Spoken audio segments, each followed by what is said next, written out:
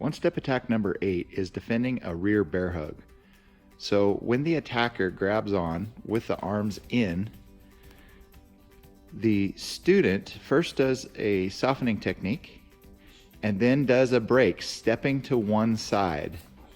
He then reaches through his own legs, grabbing the leg of the opponent, pulling that forward, sitting on the knee while holding the ankle, kicking the groin, and backing away with hands up. This technique is done on both sides.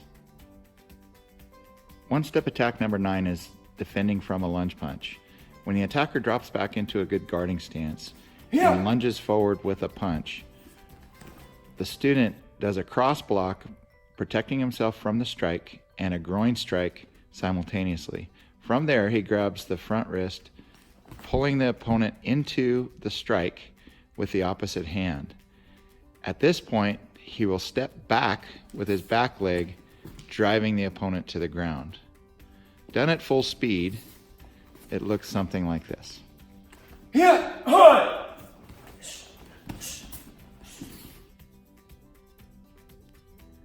A basic takedown setup is done dropping the front knee forward between the partner's stance.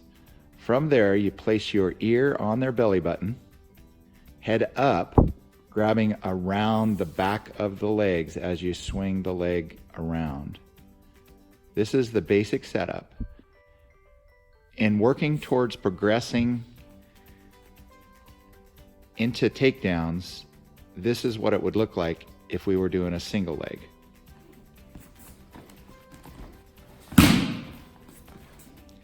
The takedown itself is not required at this level, but that is the progression that we're working towards at upper ranks. Defending a tackle is done when your opponent steps in for a takedown. As he drives forward, you sprawl back with your hips as far forward as possible. This can be practiced on a hard surface or a table, but done full out, it looks something like this.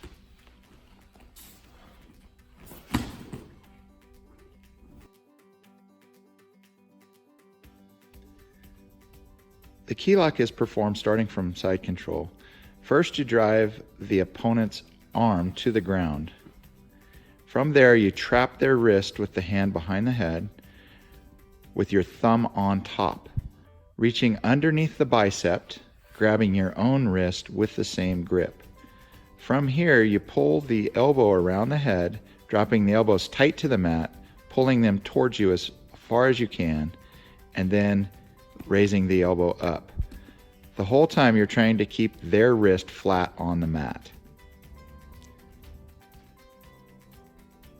The baseball slide arm bar is done first by extending the nearest arm, pulling the elbow tight to your body. From there, we sit out, much like a baseball slide, holding on to the elbow the whole time. You want to make sure the opposite side, you're holding their bicep down on the mat, then bringing the outside leg over the head, trapping right at the neck.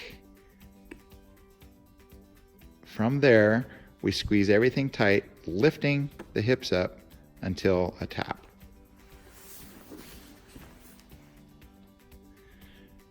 Turn on knees is first done by acquiring good frames across your opponent's body. From there, we bump up as high as possible, shooting our near side leg through the gap, trying to get our feet as straight away from the opponent as possible, reaching under, grabbing an underhook, and then pulling up to our knees into a guard position. Done at full speed, it looks something like this.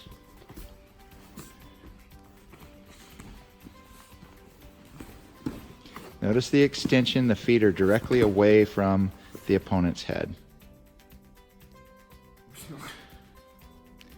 A quick review of the grappling pattern up through the first 3 sections. First is the bump and roll.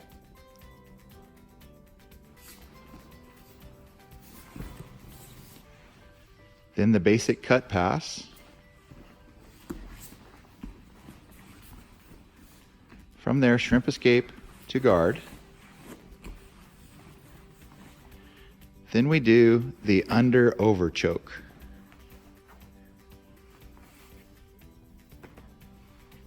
Followed by the step over sweep.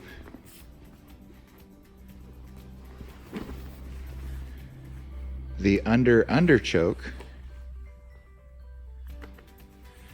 Stepping off to side control. The key lock.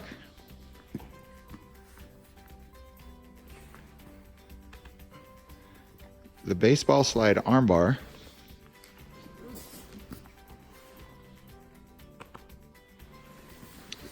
And to finish, turning on knees, pulling your opponent back into guard.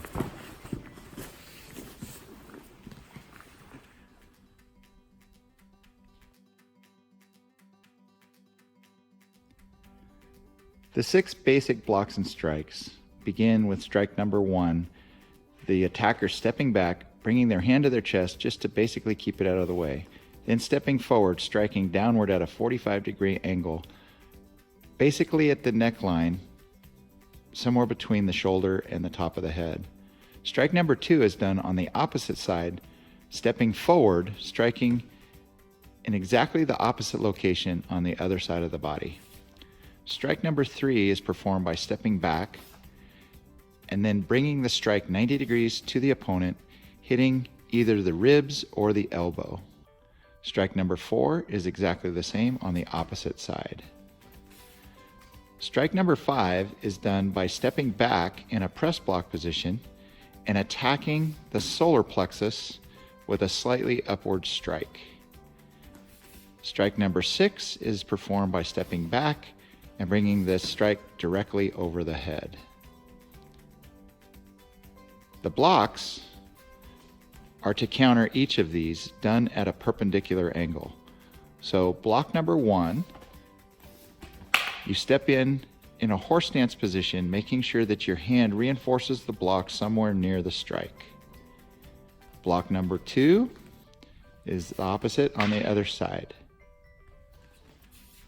Block number 3, notice how he steps forward on these first 4.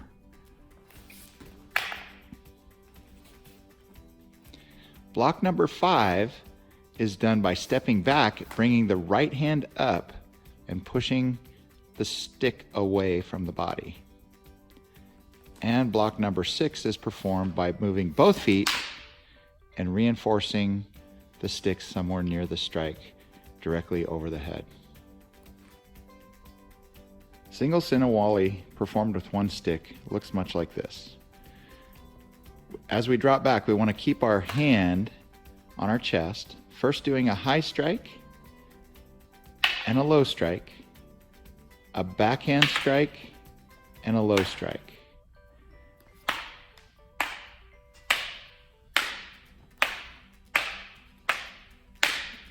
Done at full speed, it looks like this.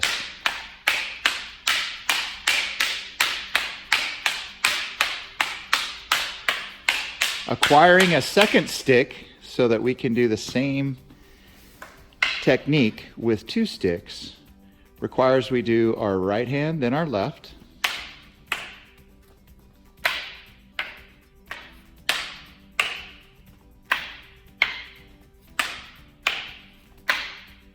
And done at full speed, it looks like this. Notice how the sticks return to the shoulders throughout the technique.